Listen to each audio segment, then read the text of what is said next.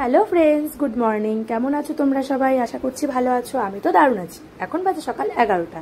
আর আজকে আমি ইন্ট্রো দিচ্ছি মামনির ঘর থেকে। মামনি এখানে বসে ফোন ঘাঁটছে আর বাবা নিচের ঘরে খবর শুনছে। চলো এবার আমাদের ঘরে যাওয়া যাক, বর্মশাই কি করছে সেটা দেখা যাক। ঘরে এসে দেখলাম বর্মশাই পড়তে বসেছে। হ্যাঁ, ওর পরীক্ষা শুরু হয়েছে তাই একটু পড়াশুনো করছে। আর ওকে পড়তে দেখে আমিও চলে গেলাম একটু জ্বালাতে। তারপর আমি জিজ্ঞেস করলাম কি করছো তুমি? বললো পড়তে বসেছি, দেখতে পাচ্ছ না? পড়তে পড়তে আমার মাথা নষ্ট হয়ে যাচ্ছে।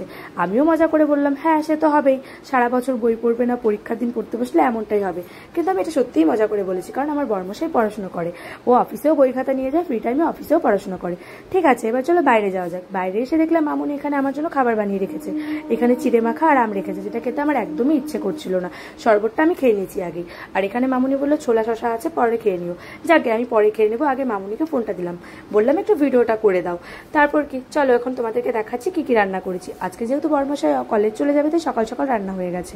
এখানে আমি গিমে শাক আর শুশুনি শাকটা করেছি, যেটা আমি বর্মশাই খাবো না, বাবা মায়ের জন্য করেছি। এখানে রয়েছে পোস্ত দিয়ে পাবদা মাছ, আর রয়েছে আলু সেদ্ধ, যেটা বর্মশাইয়ের খুবই পছন্দের। আর তার সাথে করেছি পাতলা মুসুর ডাল, যেটা গরমের মধ্যে আমার বাড়িতে সবাই খুব পছন্দ করছে আজকাল।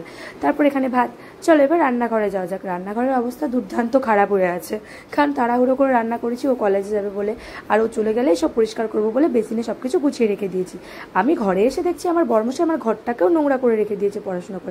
যাক গে, 12:30 বেজে গেছে, তাই আমি ওর জন্য ড্রেসগুলো বের করে দিচ্ছিলাম। এখানে প্যান্ট, গেঞ্জি আর রুমাল।